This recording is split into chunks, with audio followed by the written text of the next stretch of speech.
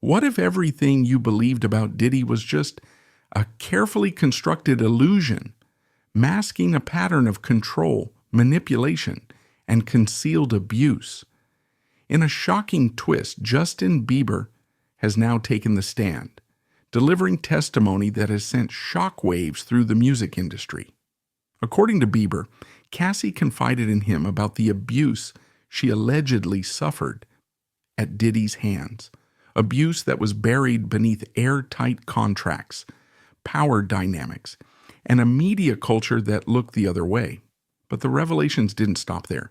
Bieber also claimed that Diddy manipulated his own career through backroom deals, using the promise of fame as leverage to keep him quiet. Adding even more weight to the accusations, Usher has stepped forward as well. He revealed that Cassie had shared similar stories with him years ago, long before the current trial. But at the time, industry executives warned him to stay silent, implying that speaking out would mean sacrificing everything. Before we go any further, don't forget to hit the like button, subscribe, and turn on notifications so you never miss an update. Inside the courtroom, the atmosphere was electric with tension, thick, almost unbearable.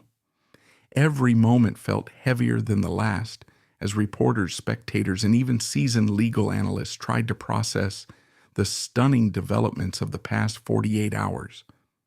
On one side sat Sean Diddy Combs, his expression unreadable but his restlessness impossible to ignore. Across the aisle, Cassie appeared calm yet resolute, surrounded by her legal team, her posture speaking volumes. Few could have imagined that this trial, already high profile, would take such a dramatic and unforeseen turn. What had started as a legal battle was quickly transforming into a public reckoning, one that threatened to permanently alter the legacy of one of hip-hop's most iconic figures. Then, just after noon, the door creaked open.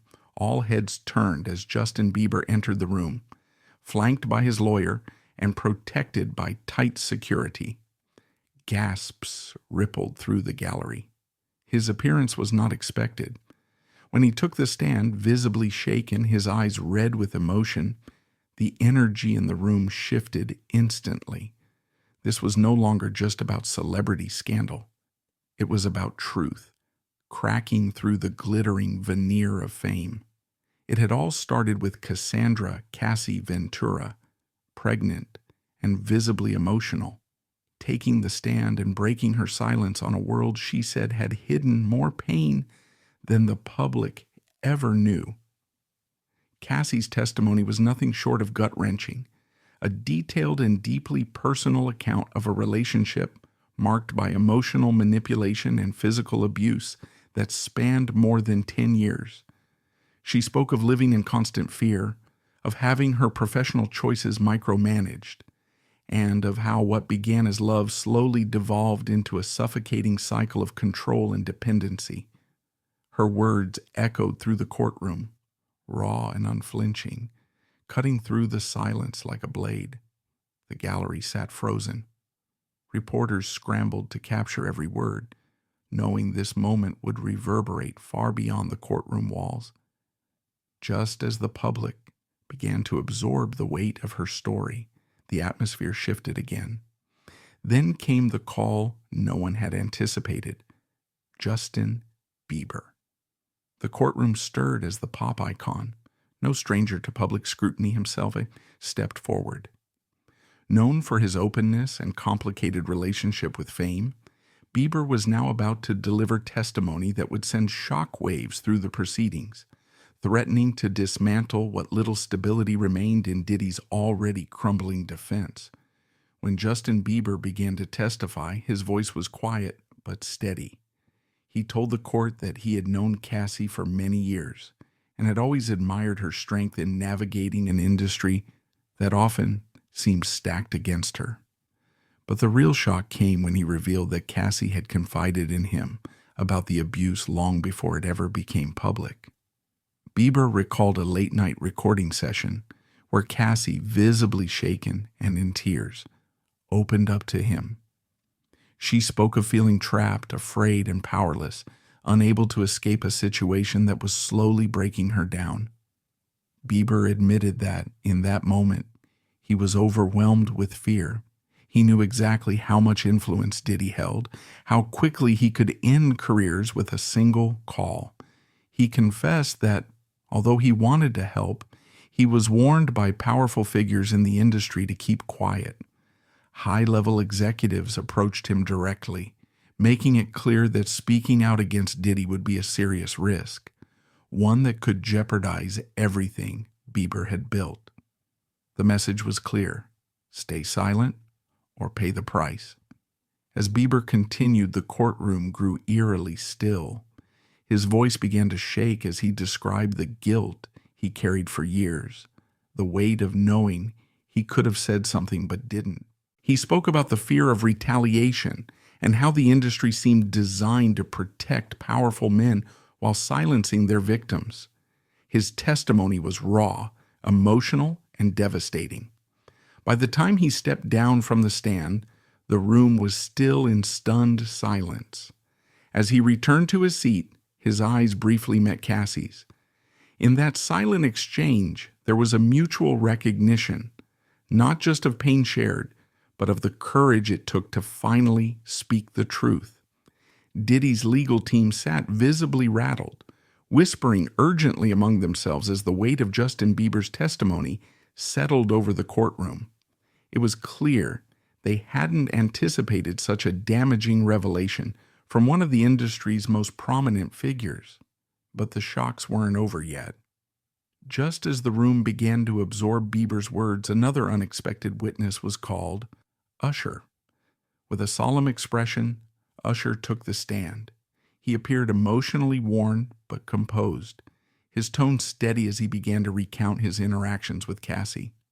Like Bieber, he confirmed that Cassie had confided in him years earlier about the abuse she was suffering.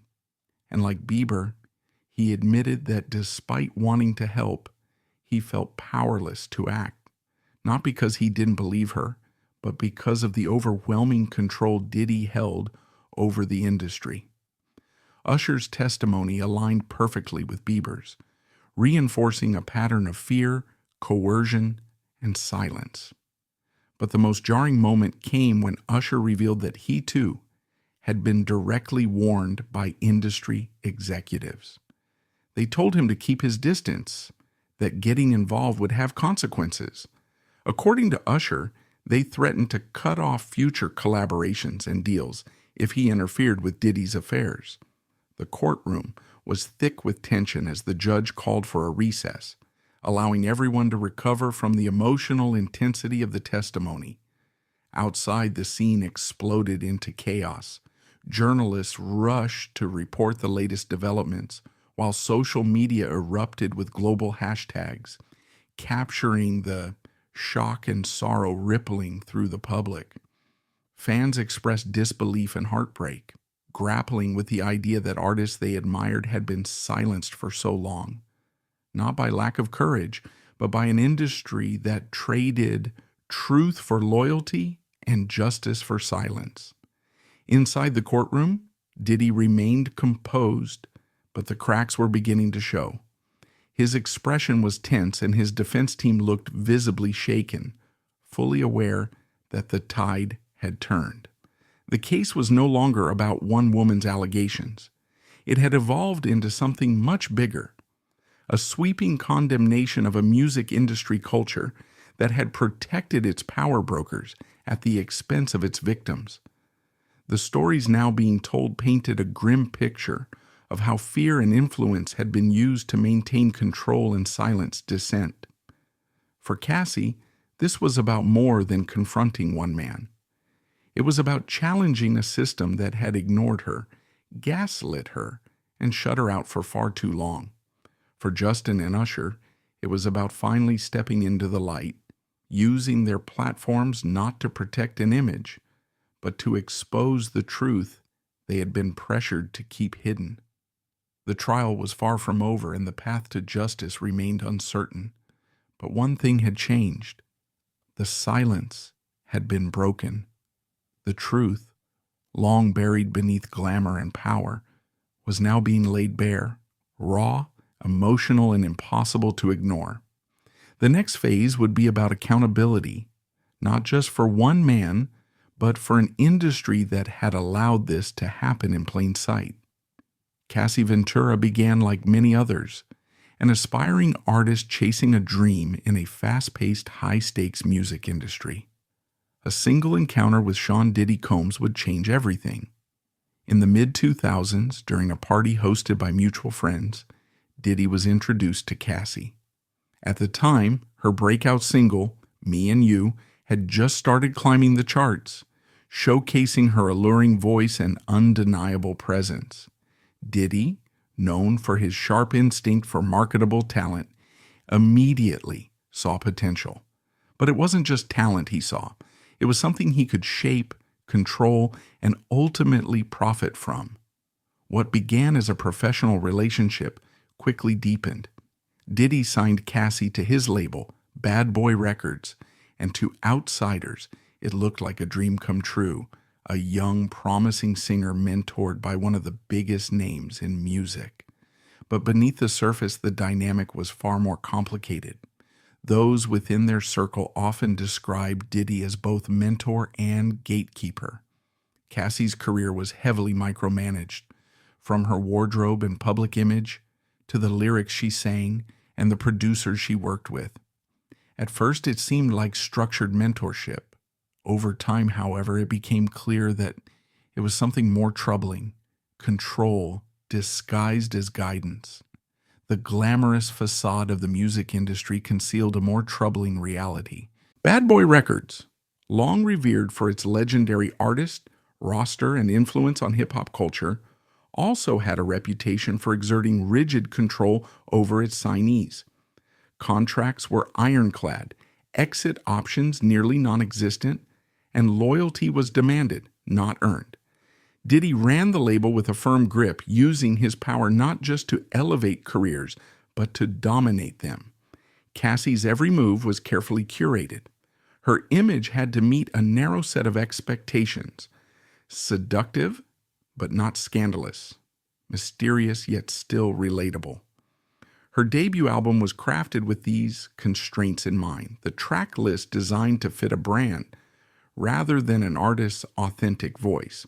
As Me and You soared, and Cassie became the poster girl for Bad Boy's new R&B wave, behind-the-scenes tensions quietly mounted. Industry insiders began to notice signs of isolation. Cassie was rarely seen without Diddy. Appearances and interviews were filtered through his team. Her friendships outside of the label began to wither. The world saw luxury: the red carpets, the designer clothes, the private jets. But that world was tightly controlled. Photographers often caught Cassie and Diddy in carefully staged moments, arms linked, smiles practiced. But behind penthouse doors and studio walls, the reality was far less glossy. Friends who asked too many questions were pushed away, often labeled disloyal or problematic. Even Cassie's family, once thrilled by her rise, began to worry. Their calls became less frequent. Visits grew rare. Something wasn't right. And those closest to her were starting to notice. Despite growing concerns from those around her, Cassie pressed on. Her loyalty to Diddy remained firm, and for a while, she seemed to accept that the sacrifices she made were simply part of what it took to succeed in the spotlight. But slowly the facade began to crack. Industry chatter shifted from hushed whispers to open speculation. As her musical output slowed and her public appearances became more calculated, more guarded, Diddy's involvement in her career had always been visible, but what became increasingly alarming to those close to her was the control he allegedly exerted over her personal life.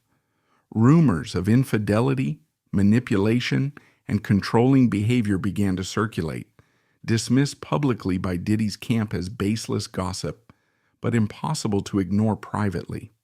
Through it all, Cassie maintained a composed front.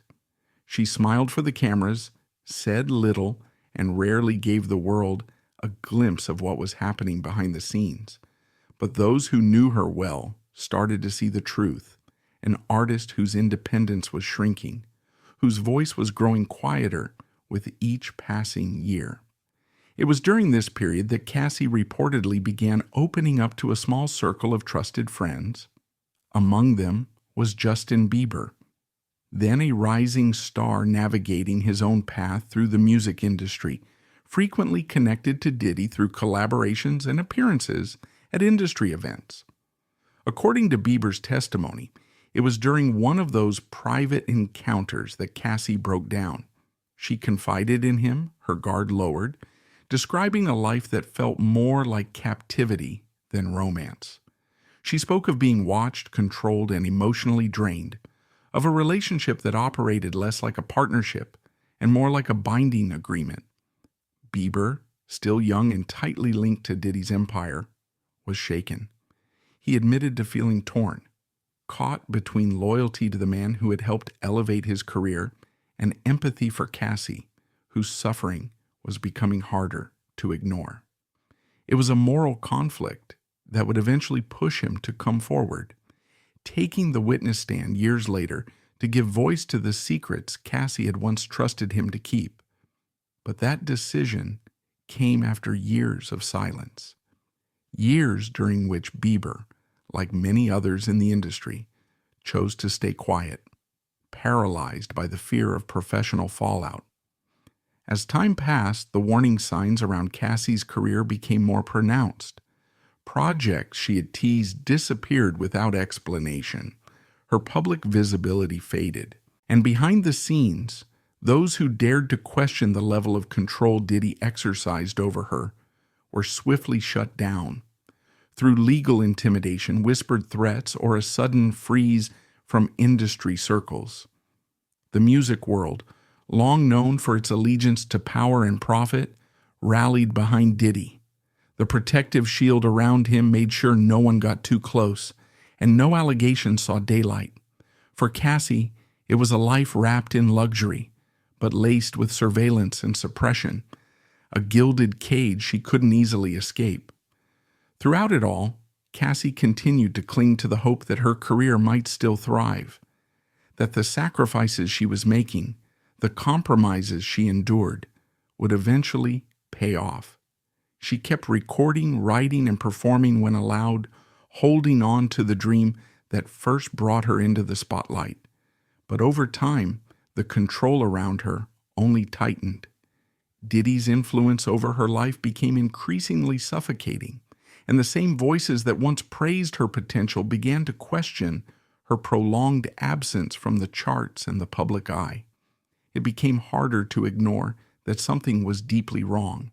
Still, in a world dominated by powerful executives, high-stakes contracts, and relentless image management, silence remained the unspoken rule, a necessary survival tactic. Cassie's story stayed buried beneath non-disclosure agreements, legal threats, and a culture of fear. Her once promising career faded into a cautionary tale of what happens when power is allowed to go unchecked. Yet the silence was never complete. Whispers never stopped. They grew, echoing louder with each passing year. And eventually, Cassie found the strength to break free, to step into the light, to speak. When she did, the world took notice. The courtroom, once a symbol of justice, became a stage where hidden truths came pouring out, where long silenced voices finally had the chance to speak without fear. Cassie's testimony wasn't just the recounting of a failed relationship or a derailed career. It was the beginning of a larger reckoning, a demand that the music industry confront the systems of control and abuse that had been allowed to operate in plain sight. What started as a love story folded into a music career had, over time, revealed itself to be a story of survival, resilience, and ultimately defiance.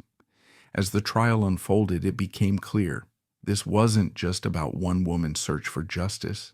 It was about holding an entire industry accountable. Cassie's journey wasn't just hers anymore. It had become a turning point, a reckoning long overdue. The atmosphere in the courtroom shifted the moment Justin Bieber took the stand. The room was electric with anticipation.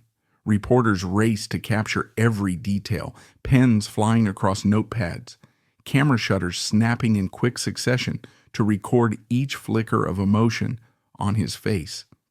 The pop icon, typically known for his relaxed presence and charismatic ease, looked anything but comfortable.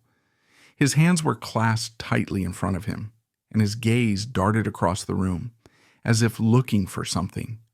Maybe a familiar face, maybe a moment of calm. This wasn't the safety of a stage or the glow of a red carpet. This was something far more intense, far more real. In this courtroom, every word carried weight. Bieber took a slow, steadying breath before speaking, his voice controlled but layered with emotion. He began by recounting how he first met Cassie. It was during a lavish party hosted by Diddy at his sprawling Miami estate, a property that, while stunning in its opulence, felt oddly sterile and tightly managed. Bieber described the towering palms, the marble floors, the endless luxury. But what struck him most was the quiet tension that seemed to hang in the air. The house felt more like a fortress than a home. It was at that party that he was introduced to Cassie. She stood out instantly. Her presence was radiant, her smile captivating, her laugh unforgettable. And yet, Bieber noticed something beneath the surface. Her eyes, though warm, carried a guardedness. At first, he didn't think much of it. He was young, new to the celebrity world, and swept up in the whirlwind of wealth and influence that surrounded Diddy and his inner circle. Private jets, glittering watches, and all-night parties were simply part of the fantasy. But even in those early moments, Cassie's quiet restraint stood in contrast to the extravagance around her. As time passed, Bieber and Cassie formed a friendship. Often, they would retreat from the noise of the parties and find pockets of quiet to talk about music, the strange weight of fame, and the challenges of life lived constantly under a spotlight. Bieber recalled how Cassie would always seem slightly on edge during those conversations. She'd glance around, especially when Diddy's name came up, her body language subtly shifting. At first, he told himself it was just the pressure of a public relationship. But over time, the signs became more difficult to dismiss. Then came a night that, even years later, Bieber spoke of with a heavy voice and somber tone. A night that would forever shift the way he saw everything. That night, the party was even more extravagant than usual. The estate overflowed with celebrities, their laughter and the pulse of music reverberating off marble floors and glass walls. Diddy, ever the host, had retreated into a private room with a circle of executives, leaving Cassie momentarily outside his sphere of control. Bieber found her alone by the pool, silhouetted against the shimmering city skyline. He sat beside her, and for a while they said nothing, just the quiet hum of distant voices and music filling the silence. Then, without warning, Cassie began to cry. At first it was subtle, a trembling voice, a slight shake of her shoulders, but soon her words came out in hushed bursts, each one heavier than the last. Bieber's recollection of that night was clear. The way her hands trembled as she held her glass, how she glanced around cautiously before speaking. She opened up about the suffocating control she lived under, how nothing in her life felt like her own. From the clothes she wore to the people she could speak to, even down to the songs she recorded, every detail required Diddy's approval. Bieber's voice tightened as he recounted how Cassie spoke of the fear that haunted her. She believed that walking away from the relationship wouldn't just cost her career, it might put her in danger. At the time, Bieber admitted he didn't know how to respond. Still early in his own rise to fame, he felt overwhelmed and unsure. He promised Cassie he'd be there for her if she ever needed help, but he also recognized the enormous power Diddy held. It was a system too big for him to fight alone. What shocked the courtroom most was Bieber's next revelation.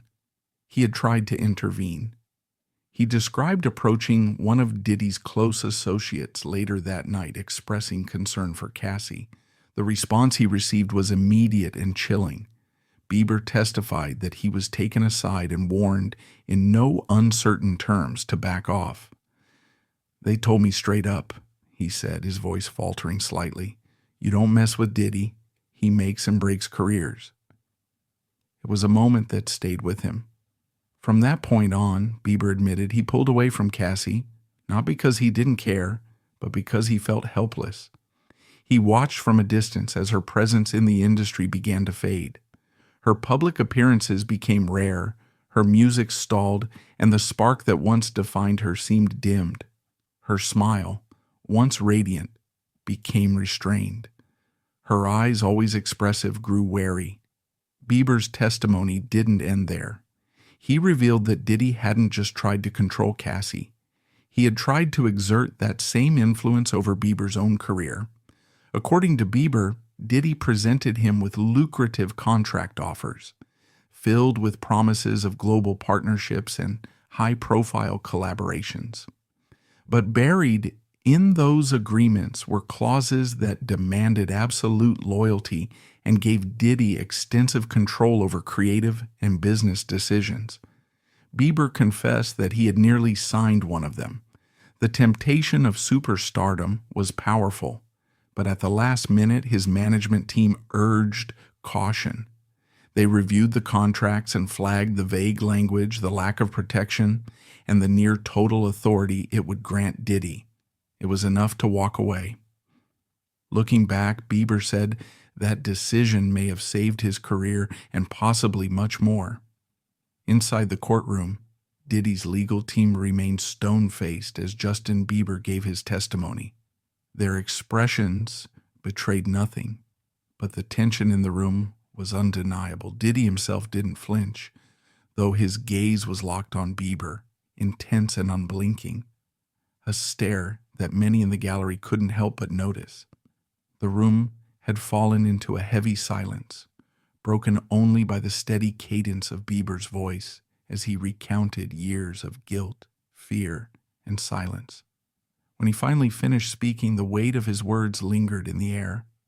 There were several moments of silence before the room stirred again. Reporters dashed to file their updates. Legal commentators leaned in to exchange hushed reactions. And Cassie, seated beside her legal team, gently lowered her head, an unspoken moment of acknowledgement, perhaps even quiet thanks. What Bieber had offered wasn't just a personal account. It was validation, confirmation that long-standing rumors about Diddy's unchecked power were more than just music industry folklore. With every sentence, Bieber chipped away at a carefully curated public image that had gone unchallenged for decades. As he stepped down from the witness stand, the enormity of his decision seemed to settle in. He had done what few dared to do: speak out publicly and without reservation against one of music's most untouchable figures. It was a bold move, one that carried serious risk. But it also marked a turning point. The court called for a recess, giving everyone a chance to process what had just unfolded. Outside, the noise was deafening. Social media exploded. Hashtags trended. Videos and quotes from Bieber's testimony went viral within minutes. This time, Bieber wasn't making headlines for a chart-topping hit or a pop culture moment. He was being recognized for something far more significant: bravery.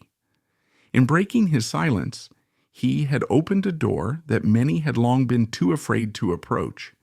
His testimony sparked a wave of support online, and more importantly, inspired others in the industry to consider stepping forward themselves.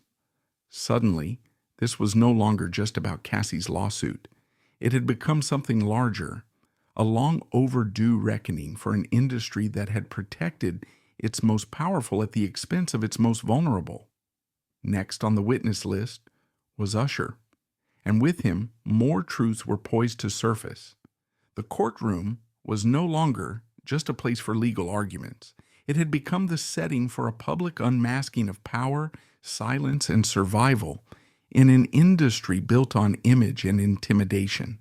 The empire Diddy had built was under scrutiny like never before. And this was just the beginning. The courtroom was still thick with emotion from Justin Bieber's testimony when Usher took the stand. His presence shifted the room. A legend in the music world, Usher's name carried weight, not just as a performer, but as a respected voice with decades of experience in an industry that rarely shows mercy. But on this day, the familiar polish of his public image was stripped away. There was no smile, no showmanship, only a quiet gravity in his eyes. He glanced briefly around the courtroom, his gaze landing on Cassie. She gave a slight nod, a wordless exchange that carried the weight of shared understanding. Then, Usher took a breath and began to speak, his tone measured, deliberate, and heavy with emotion. He started by describing his long and complicated relationship with Diddy, part mentorship, part power imbalance. When you're in Diddy's world, Usher said plainly, you play by his rules. The courtroom fell silent, hanging on every syllable. He painted a vivid picture of the high life, penthouse parties, private jets, and the exclusive allure of Diddy's orbit. But underneath the luxury, Usher made it clear there was a darker reality, one where loyalty wasn't earned, but demanded, and defiance came at a price. Then he spoke about Cassie. Usher recalled their first meeting during a recording session in New York and how she immediately stood out. Her talent was evident, her demeanor warm but quiet, and yet there was something about her that felt reserved. She was different, he said softly, driven, gifted, but guarded. That final word settled over the courtroom like a shadow. Over the years, Usher and Cassie built a friendship based on mutual respect. They often crossed paths at industry events, and when they did, Cassie would occasionally pull him aside. At first, she shared frustrations about creative limitations, the constant pressure to be perfect, the lack of agency, but eventually the conversations deepened. One night following an extravagant party at Diddy's mansion, everything changed. Usher described the moment with chilling clarity. They were alone, tucked away in a corner of the mansion, while music pulsed through the walls. Cassie began to open up. The glamour of the night faded as she revealed the extent of Diddy's control. It wasn't just about music. It was her whole life, who she saw, what she wore, how she behaved. Every part of her existence was managed, monitored, and approved by Diddy. Usher's voice cracked as he recalled her eyes filling with tears, her voice quivering as she confessed her fear, not just fear of losing her career, but fear for her safety. It was a confession that left him shaken. He had suspected things weren't right, but the truth was far worse than he imagined. Still, even with all his influence, Usher admitted he felt powerless. In this business, he said quietly, there are people you don't cross. It was a truth many in the courtroom already knew, but hearing it spoken aloud, under oath, by someone of Usher's stature, gave it a weight that could not be ignored. And it made one thing clear. What was happening inside that courtroom was no longer just about one man or one woman. It was about an industry built on silence, and the long overdue reckoning now unfolding before the world. Diddy was one of them. The words hung in the air like a warning shot. Usher's admission wasn't loud, but it carried weight, immense, unshakable weight. Here was one of the most celebrated artists of his generation, openly admitting that even he, with all his success and influence, felt powerless in the shadow of Diddy's reach. The courtroom sat in stillness, the silence pressing down like a storm cloud, thick with disbelief. But Usher wasn't finished. Taking another breath, he continued, revealing that Cassie hadn't come to him just once. She had confided in him multiple times. Each encounter, he said, followed the same pattern: stories of psychological control, manipulation, and a constant undercurrent of fear. He described how Cassie had tried to leave Diddy more than once, but every attempt was met with promises of change or thinly veiled threats of total ruin. Then came one moment Usher couldn't forget. Cassie had told him she was ready to leave. She had packed her things, reached out to loved ones, and quietly made arrangements to get out. But somehow, Diddy found out. Usher paused, gripping the sides of the witness stand, the memory clearly etched in his mind. He threatened her, he said, his voice clear and unwavering. Not just her career, her life. He told her that if she walked away, she'd lose everything. A collective gasp rippled through the room. The gallery stirred as the severity of the claim settled in. Diddy's legal team leaned into each other, whispering in hurried tones, their composure visibly shaken. Usher went on to explain how, after that incident, Cassie withdrew almost completely. Her public appearances dwindled. Her music releases slowed to a trickle. The vibrant, determined young artist he once knew had started to fade. Usher said he reached out several times to support her, but each attempt was quietly blocked, not by Cassie, but by the people surrounding her. Diddy's inner circle tightened around her. Her phone calls were monitored, messages were filtered. Usher found himself cut off, unable to get through. His frustration grew, but so did his fear. "You don't just go up against someone like that," he said, staring down at the floor. "You get blacklisted. You get erased. I've seen it happen." His voice didn't rise, but his words struck hard. This wasn't just about Cassie anymore. This was a portrait of an industry where silence was survival and where power was enforced like law. Usher's testimony didn't just back up Justin Bieber's. It expanded it, filled in the blanks, and made the pattern impossible to deny. Attorneys in the courtroom exchanged glances. Legal experts whispered beneath their breath. This was no longer one person's word against another's. This was a consistent, detailed narrative, reinforced by two of the music industry's biggest names.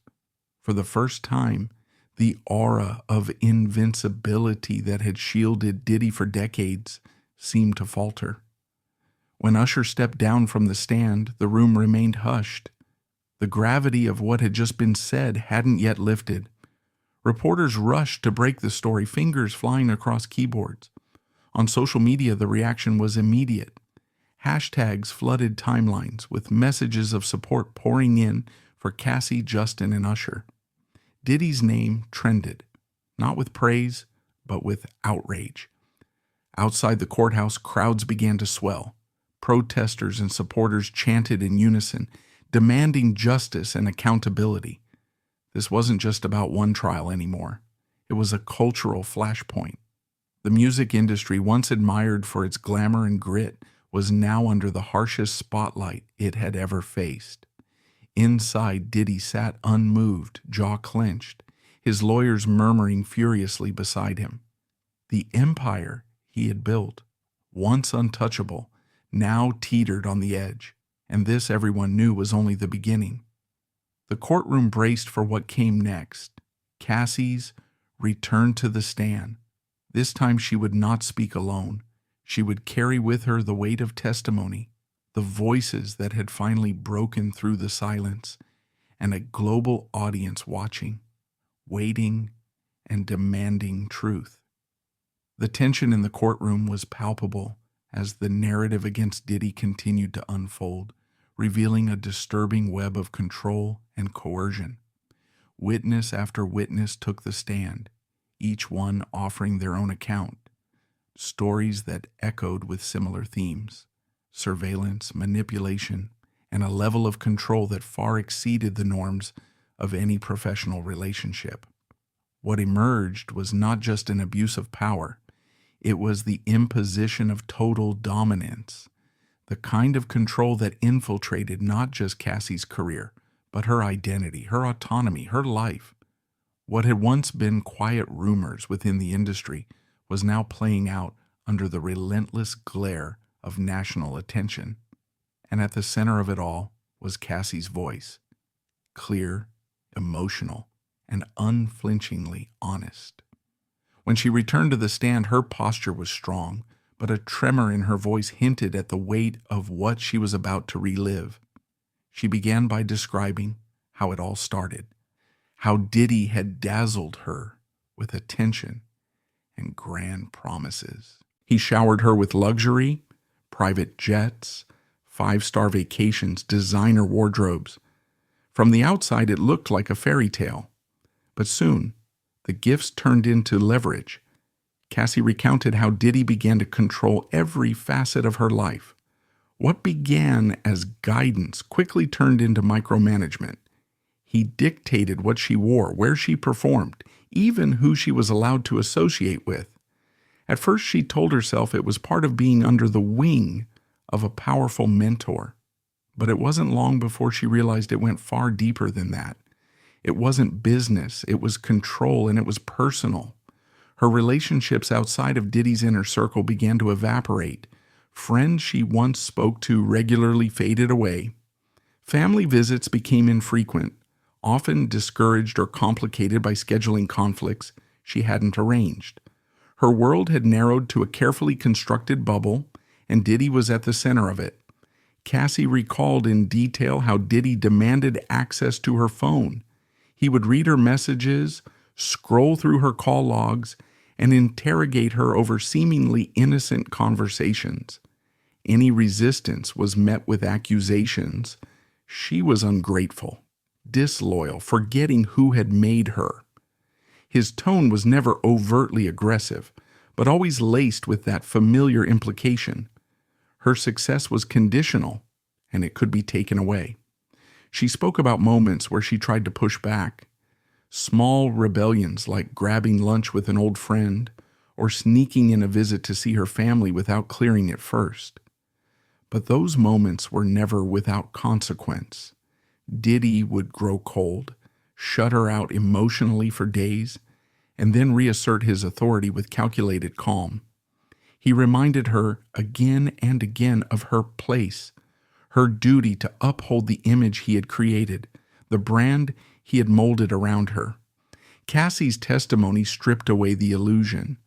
It revealed the reality behind the photos, the red carpets, the glitz, and in doing so, it redefined the conversation, not just about her experience, but about the unchecked power wielded behind the scenes in one of the world's most glamorous industries. The courtroom was silent, every eye fixed on Cassie as she recounted an incident that left a deep scar. It happened at the height of her music career. An opportunity to perform at a major industry event had come her way, and she was genuinely excited. It was the kind of platform she had dreamed of, a moment to showcase her talent to a global audience. But just days before the performance, Diddy summoned her to his office. She described walking into the room to find him seated behind an imposing desk, surrounded by his inner circle. Without a word, he slid a contract across the table. Cassie skimmed the pages, heart racing. It wasn't just a standard agreement, it was a binding exclusivity deal, effectively tying her to Bad Boy Records indefinitely. The terms gave Diddy sweeping control over her music and her future. When she voiced concern, his demeanor shifted. The charm vanished, replaced with an icy detachment that chilled her. He leaned back, arms folded, and made it clear this wasn't up for negotiation. Cassie paused in her testimony, her hands clenched tightly in her lap. "I realized then," she said quietly, "that I didn't really have a choice. If I wanted to keep my career, if I wanted to hold on to everything I'd worked for, I had to play by his rules." Her words echoed in the silence that followed, hanging in the air like a weight. But the manipulation didn't end with contracts. Cassie described how Diddy's control extended into every corner of her personal life. Friends who voiced concern were quickly shut out. They stopped getting invited to events, found themselves blacklisted, or slowly faded from her life, not by her choice but by design. One former friend even testified, describing how her relationship with Cassie deteriorated after she dared to ask questions. It was like she was being isolated. The woman told the court, little by little, he removed anyone who might remind her she had a life outside of him. As the trial went on, more voices joined the chorus. Former assistants, stylists, and security personnel testified, each adding another layer to the narrative of control. They spoke of surveillance, Cassie's whereabouts constantly tracked, her calls monitored, her spending scrutinized. She couldn't even buy a coffee without it being noted somewhere. One former assistant said, he knew everything. What perhaps struck the courtroom most was the psychological aspect of the control. Cassie spoke in harrowing detail about how Diddy chipped away at her confidence. He would criticize her looks, her performances, even her personality, always under the guise of helping her improve. He told me who I should be, she said, how to act, how to smile, how to speak. If I didn't match his image of perfection, then I wasn't worth anything. Gasps filled the room as she spoke of the toll it took on her mental health. She described the anxiety, the constant self-doubt, the fear of doing or saying the wrong thing. Her voice wavered but didn't break. I stopped recognizing myself, she admitted, eyes lowered. I didn't feel like I belonged to me anymore. I belonged to him. Diddy's legal team objected repeatedly throughout her testimony, trying to paint her claims as exaggerated or emotionally driven. But their interruptions couldn't shake the weight of her words. Cassie's voice remained steady, bolstered by years of silence now giving way to long-suppressed truth. When she finally stepped down from the witness stand, the room remained hushed. The gravity of her story was unmistakable. Reporters rushed to report the revelations. Spectators whispered, trying to process what they had just heard. It was a moment that marked a shift in the trial. One where the full scope of Cassie's reality was laid bare, and the world was no longer able to look away. The portrait painted in court was now impossible to dismiss. It wasn't just a story of personal betrayal. It was the unraveling of a carefully maintained illusion. The testimony laid bare the reality of a man who had not only shaped a music empire, but had allegedly done so by exerting suffocating control over another human being. Diddy remained still, his face expressionless, but the tension around him was palpable. His attorneys conferred in hurried, low voices, clearly shaken by the weight of what had been revealed. For the first time in the proceedings, there was a visible shift, an unspoken recognition that this case might not be swept away like so many scandals before it. Outside, the response was immediate and emotional. Protesters gathered in growing numbers, many of them women holding handmade signs bearing Cassie's name, demanding justice and reform. Their chants cut through the city noise, a collective cry against the silence that had protected powerful men for too long. Online, the reaction was no less intense. Messages of support for Cassie poured in from every corner of the globe. The hashtag #StandWithCassie surged to the top of trending lists, fueled by a groundswell of public anger and solidarity. Inside, the judge called for a recess, but no one in the courtroom truly left the moment behind. The tension remained heavy in the air. Cassie's words had shifted the atmosphere, not just in the courtroom, but across an industry. This was no longer just about her story. It had become a reckoning, and though the day had ended, the fight for truth was far from over. The atmosphere inside the courtroom was thick with anticipation as Cassie prepared to take the stand once more. This time, for what many believed would be the most pivotal testimony of the entire trial. Every seat in the gallery was filled, reporters packed tightly together, notepads in hand, ready to document every word. Cameras clicked rapidly as she entered, capturing the quiet strength etched into her face. Cassie, visibly pregnant, walked slowly and deliberately, one hand resting protectively on her stomach. She didn't flinch as she passed the defense table, where Diddy sat motionless, his face unreadable. Her gaze remained steady. Once seated on the witness stand, she took a long breath, scanning the courtroom. Her eyes met those of family, friends, and even fellow artists who had come to support her, not with fanfare, but with presence.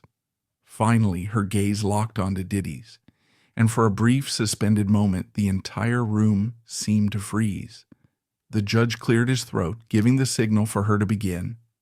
Cassie's attorney approached slowly, offering a reassuring nod. It was time.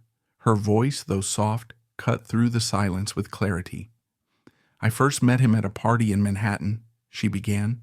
"He was magnetic, larger than life. Everyone gravitated toward him. He had a way of making you feel seen, like you mattered more than anyone else in the room." She paused for a moment, as if weighing the memory. "Back then, I thought it was charisma. Later, I understood it was something else. Control." The courtroom was silent except for the scratch of pens. Cassie walked the court through the early days of their relationship. How Diddy had swept her off her feet with promises of stardom. How he encouraged her to sign with Bad Boy Records. At first it all felt like a dream. Her debut single, Me and You, became a massive hit. Her face was on magazine covers, her voice played in clubs and on radio stations across the country. But underneath the surface, she said, her voice growing steadier, things were different. She described how Diddy gradually took over every aspect of her life, what she wore, who she spoke to, where she went. At first I thought he was just helping me, being involved in my career, but eventually I realized I wasn't making decisions anymore. I couldn't even choose what to wear without his approval. Her attorney gently asked her to elaborate. Cassie nodded, her hands clasped in her lap. "He managed all of my finances," she said. "Every check I earned, every contract I signed, he handled it all. He told me it was to protect me, that the industry was dangerous and I needed someone to watch over me." She stopped, took another breath. But it wasn't protection, it was control. A murmur rippled through the gallery. "I remember once," she continued, "I told him I wanted to visit my family. It had been months, I missed them. And he just looked at me and said, 'Not without me, you're not.'" Her voice faltered just slightly, but she pressed on. At first I thought maybe he was being protective, but then I realized it wasn't about safety. He just didn't want me out of his sight. The courtroom remained silent. Every person in the room could feel it. This wasn't just testimony. This was the unraveling of a truth long buried under luxury, fame, and fear. And Cassie finally was speaking it aloud. Cassie's voice trembled as she described the isolation that had come to define her life. "I wasn't allowed to have friends outside of his circle," she said. "If I tried to reach out to someone, somehow he always found out. I don't even know how. Eventually, I just gave up trying." She paused, looking down at her hands, her words soft but cutting. "I felt like a prisoner in my own life." What followed was a descent into some of her most painful memories, moments when Diddy's control crossed the line from manipulation to aggression. Her voice grew quieter as she reached for a glass of water, her hands shaking ever so slightly. "There were times," she continued, "when he lost his temper. If I disagreed with him or tried to stand up for myself, it wasn't just words anymore." The room, once filled with scribbling pens and murmurs, fell utterly still. Cassie's attorney approached gently, asking for clarity. Cassie met the jury's gaze, then nodded. It got physical, she said barely above a whisper. He'd grab me, shake me. Sometimes it was worse. A gasp rippled through the courtroom. Diddy sat rigid, jaw clenched, his legal team whispering frantically. But Cassie pressed on, her voice gathering strength. It wasn't just one time, she said. It happened more than once, and I wasn't allowed to leave. The gallery stirred again, and the judge called for quiet, but Cassie remained composed. Her hands had steadied now, her voice firm. She spoke about how every attempt to escape was blocked, calls intercepted, emails erased, bank accounts emptied. He made it impossible, she said plainly. I had no way out. Her testimony went deeper, describing how Diddy didn't just control her behind the scenes, he controlled how the world saw her. If I didn't do what he wanted, he'd pull my projects. He'd cancel appearances, make sure I wasn't getting booked. She recalled him saying, "If you don't listen, you don't work."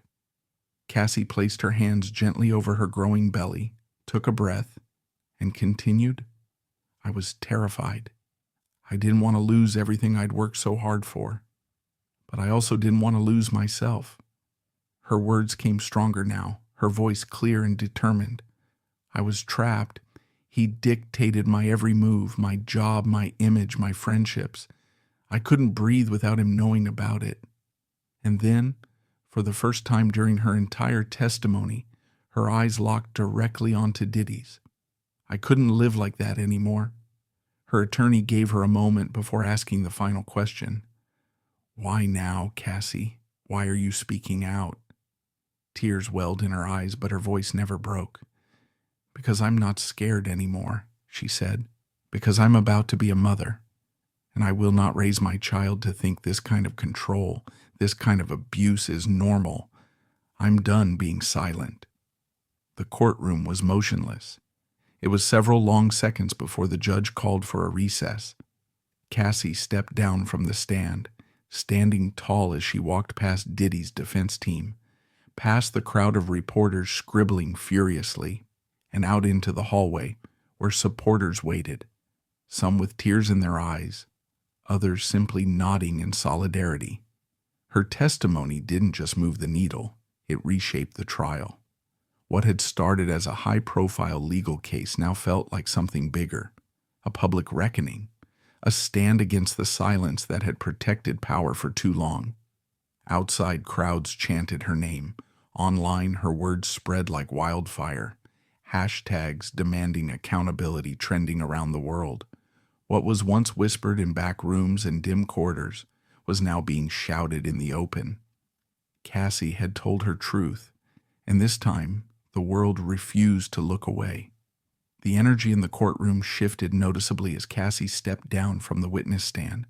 Her testimony, raw, emotional, and detailed, had left a lasting impression, not only on the jury, but on every person in the room. For days, her words had dominated the news cycle, trended across social media platforms, and fueled debate in both legal circles and the court of public opinion. But now, the focus turned to the defense. Diddy's legal team was ready to make its move. Led by the seasoned and formidable Marcus Gleason, renowned for his razor-sharp cross-examinations and strategic courtroom presence, the defense approached the next phase with poised confidence. Gleason, adjusting his glasses with deliberate calm, stepped toward the jury box. His voice was smooth, calculated. "Ladies and gentlemen," he began, his expression cool and composed.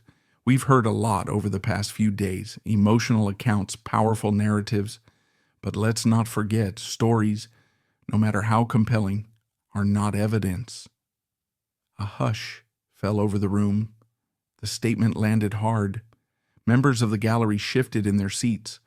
Reporters leaned forward, pens at the ready.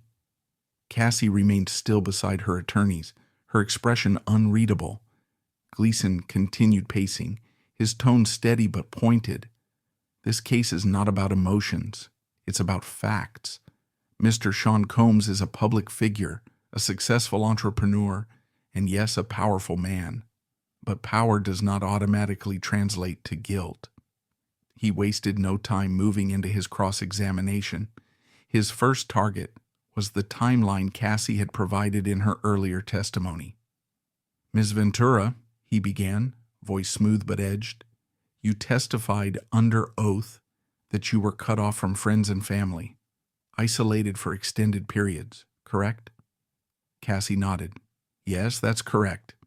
Gleason nodded too, then retrieved a stack of photos. "And yet," he said, laying them before the jury, "we have documentation of you attending numerous events during that time. Here you are in Miami, here in Los Angeles, and here in Paris, with friends, at parties, on vacations." He gestured toward the jury. "So, how do we reconcile this with your claim of isolation?" Cassie looked directly at him.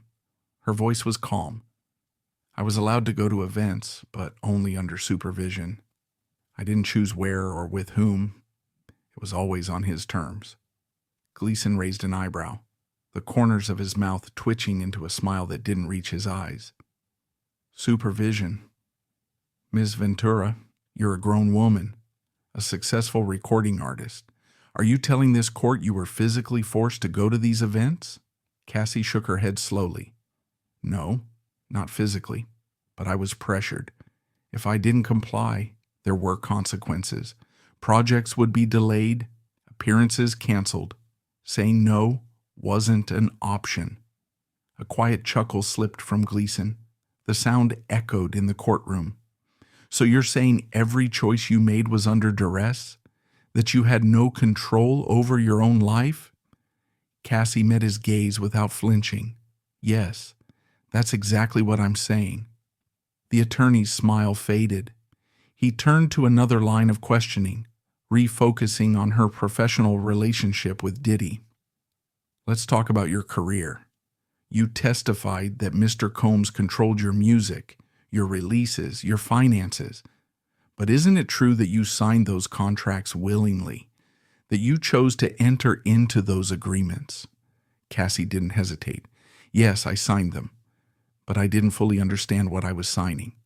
I was young and I trusted him," Cassie said, her voice unwavering.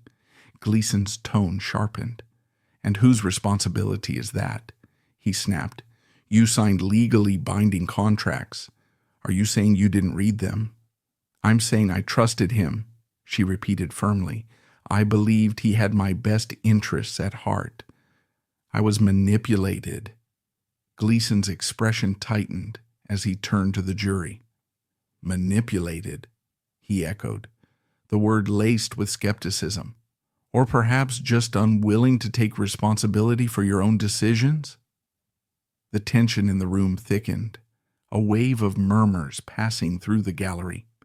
With renewed energy, Gleason launched into a pointed attack, challenging every part of Cassie's testimony. He questioned her claims of isolation, financial restriction, and emotional abuse. Pulling out stacks of emails, bank statements, and messages, he attempted to paint a different picture, one of access, freedom, and choice. "Here are records of luxury purchases," he said, holding up the documents. "Here you are booking vacations, attending industry galas. Does this look like someone who is completely under control?" Cassie's attorney objected multiple times, but Gleason continued, his momentum unshaken. He aimed to unravel her credibility piece by piece, suggesting that her portrayal of events was distorted, maybe even entirely false. "Isn't it true," he pressed, "that your career didn't stall because of Mr. Combs, but because you weren't fully invested in it? Because you didn't show the same commitment others did?" Cassie's eyes narrowed, emotion flickering across her face. "That's not true," she responded firmly. "My career was held hostage. If I didn't do exactly what he wanted, I was shut out. That's why I stopped working." Gleason leaned in slightly, lowering his voice for dramatic effect. "Or maybe, Miss Ventura, this isn't about control. Maybe you're just bitter that things didn't turn out the way you hoped. Maybe this is all just revenge." A collective gasp swept through the room. Cassie's attorney immediately objected. The judge pounded his gavel, calling for order, but the damage was already done. Gleason had introduced doubt, not just about the events Cassie described, but about her motives for coming forward. Throughout the tense exchange, Diddy remained stoic, hands clasped, eyes locked forward. He whispered occasionally to his attorneys, giving the occasional nod as Gleason drove home the defense's central argument. The courtroom murmured with quiet disbelief as Gleason wrapped up his cross-examination. He turned back to the jury with a confident, almost smug smile. "Ladies and gentlemen," he said evenly, "this is not a story of abuse. This is a story of regret, a career that faltered. And now, instead of accountability, we see blame. But blaming Mr. Combs for the choices others made isn't justice. It's distraction." With that, he returned to his seat, looking satisfied. Cassie's attorney rose, preparing for redirect, but the mood in the courtroom had already shifted. The defense had delivered a forceful rebuttal, one that didn't just challenge the facts, but attacked the foundation of Cassie's credibility and cast her as a woman driven by resentment, not truth. Still, the trial was far from over, and both sides knew the next steps would be even more critical. More witnesses were scheduled to testify, and the courtroom braced itself for what lay ahead. Cassie's testimony, powerful as it had been, was only part of a much larger story. The truth, though heavy and uncomfortable, refused to be pushed aside.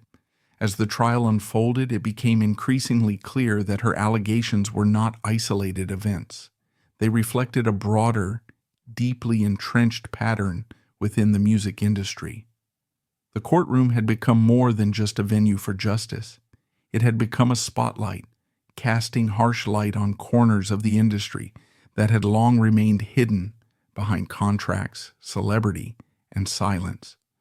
For years, the entertainment world had been built on lopsided power structures, systems where the influential held unchecked control over those striving to succeed.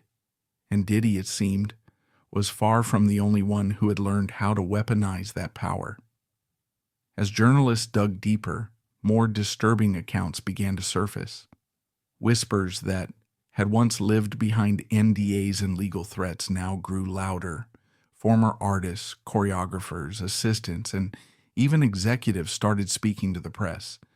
Many anonymously, their voices weighed down with anxiety over possible retaliation.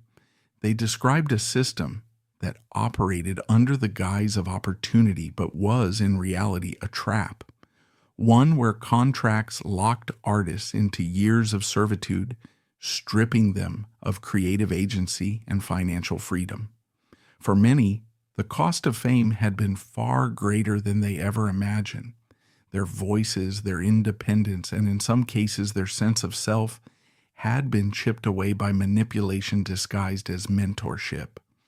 One former assistant at Bad Boy Records, who spoke on condition of anonymity, shared an account that echoed Cassie's experience in chilling detail. "It wasn't just Cassie," she said. "Anyone who got too close, if you didn't follow the rules, you were cut off. It didn't matter how long you'd worked for him or how good you were. If you didn't fall in line, you were gone."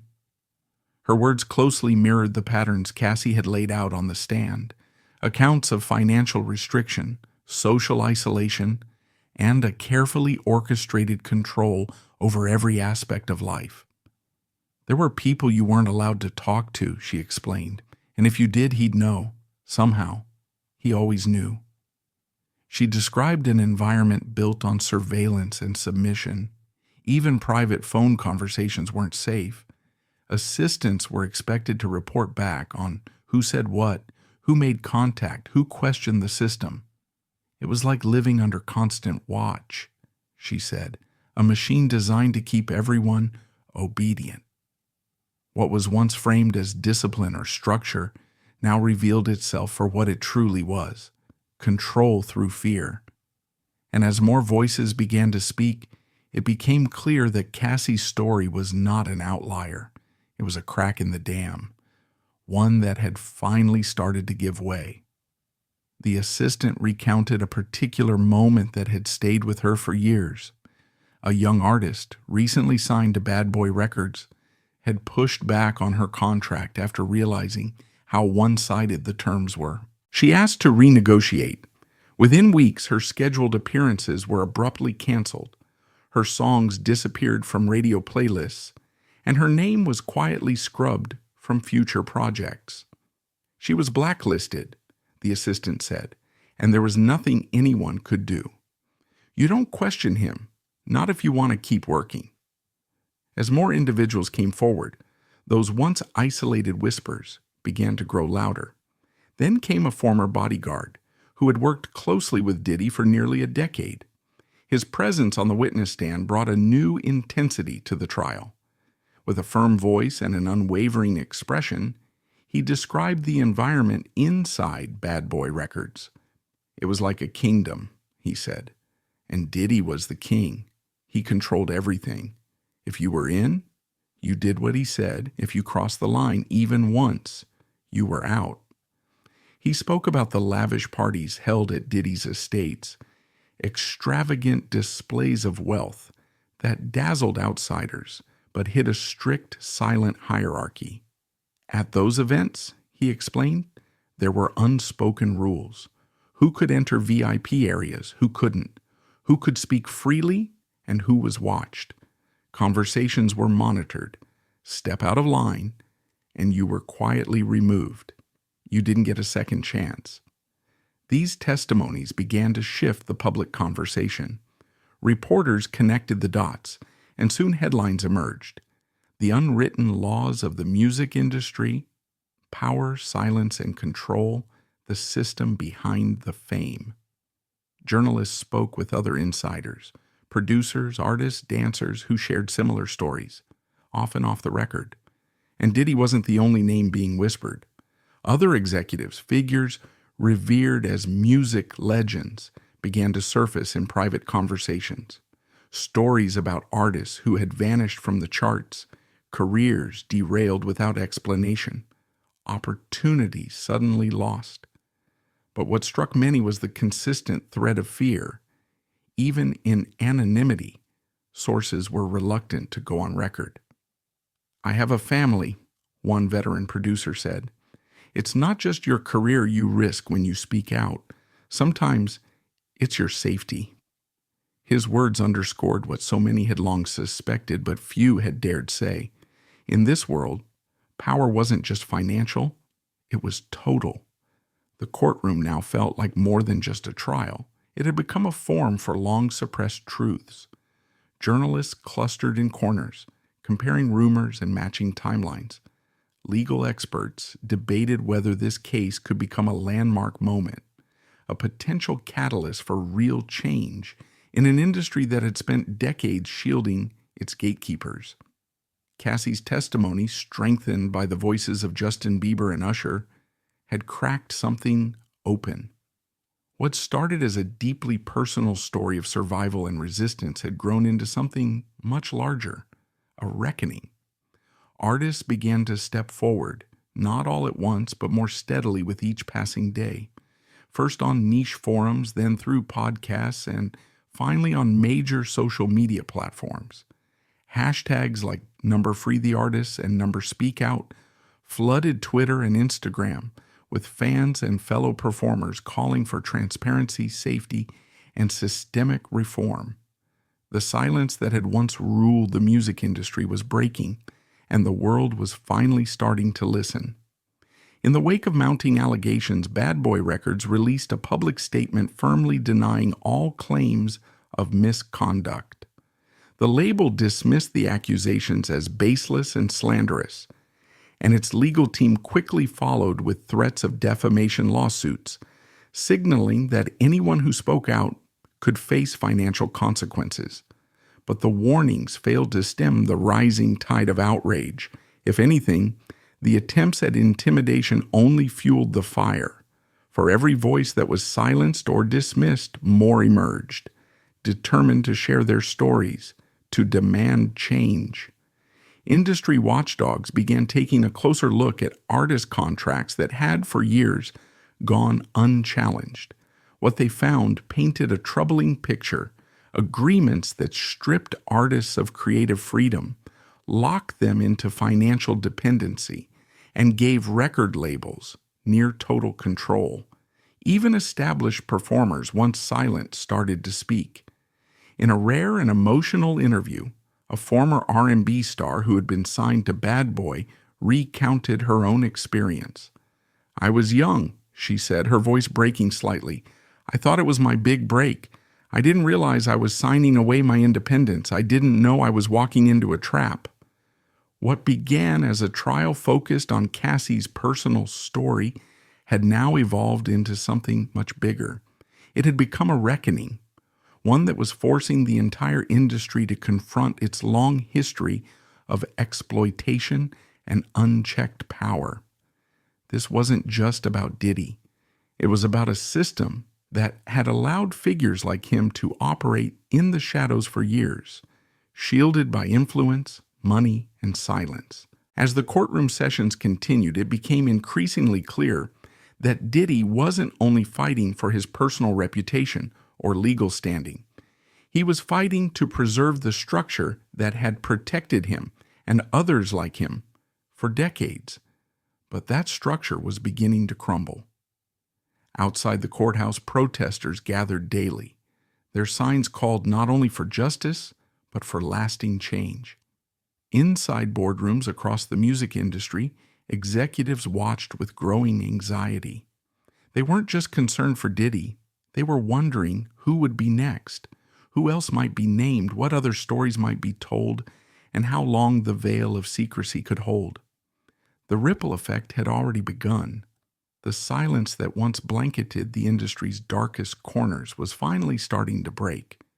And with every testimony, every revelation, that silence gave way to something stronger: truth. As the trial gathered momentum, its impact spread well beyond the boundaries of the music industry. The media, long considered complicit in shaping and protecting celebrity narratives, was now under its own microscope. For years, Diddy had been portrayed as a cultural titan, a hip-hop mogul whose empire spanned record labels, fashion lines, luxury liquor brands, and a social presence that eclipsed mere stardom. He was in every sense untouchable. But behind the glitz and brand building was a reality that many in the press had long whispered about but never published. Rumors circulated that Diddy didn't just control his artists, he also influenced the very media outlets covering him. Reporters who dug too deep into allegations of abuse or manipulation often found their articles shelved without explanation, their assignments reassigned, or their bylines pulled. Some recalled getting direct phone calls from executives, subtly warning them off with phrases like, "This story could cause problems," or "Don't push this any further." Those who didn't listen quickly learned the cost: blacklisted from red carpets, denied access to album previews or exclusive events.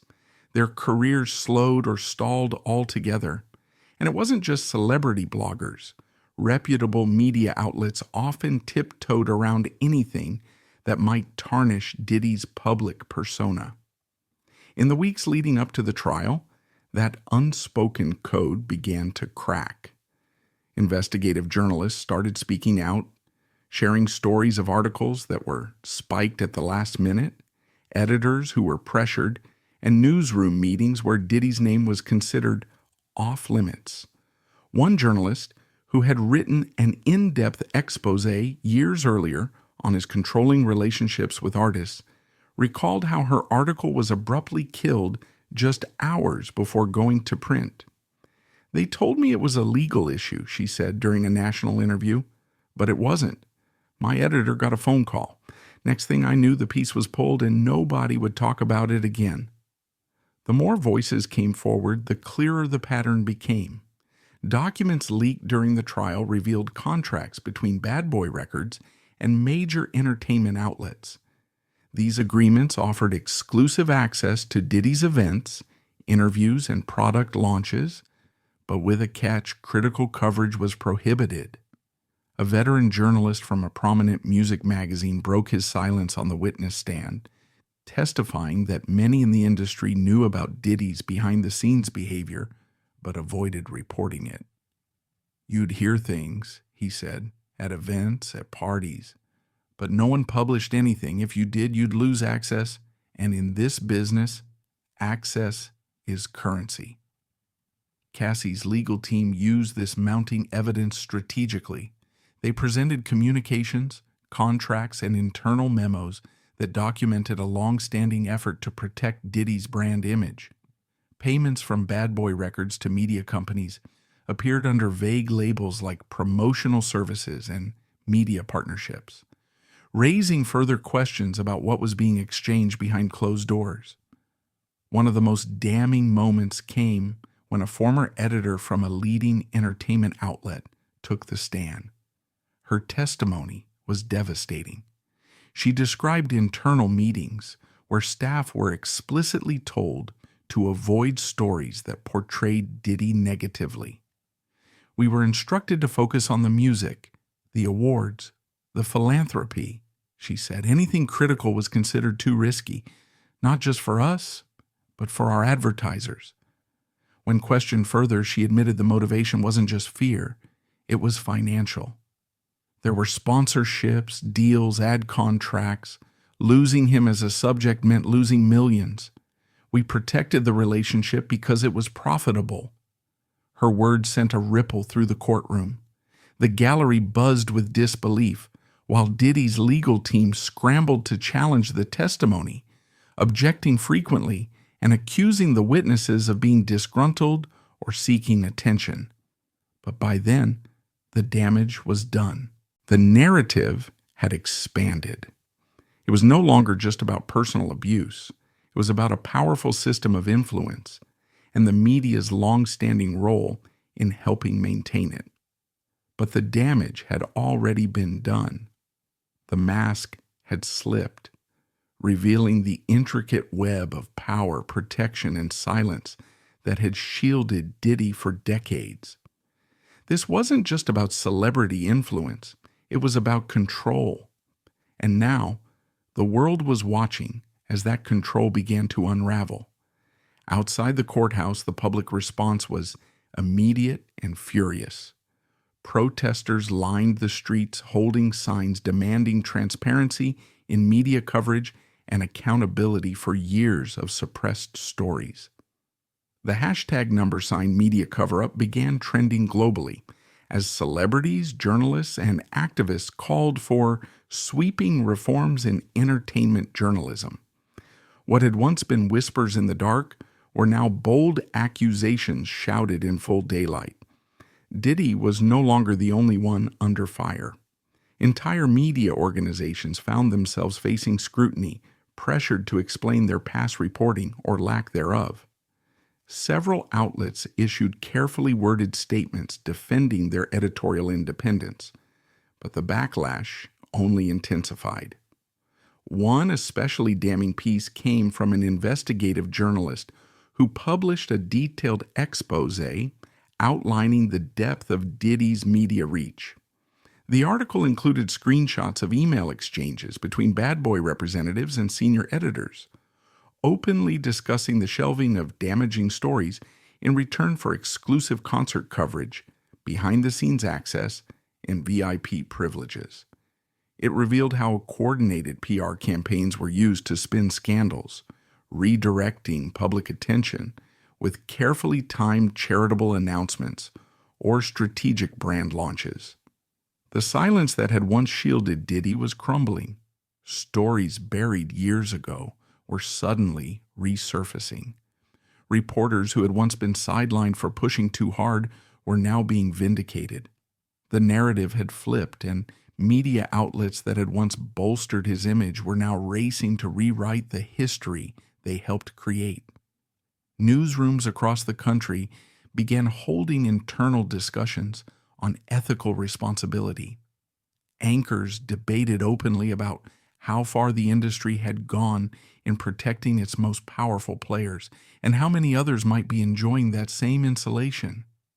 Inside the courtroom, the ripple effect was tangible. Jurors paid closer attention, visibly affected, as witness after witness exposed the culture of fear and secrecy at Bad Boy Records.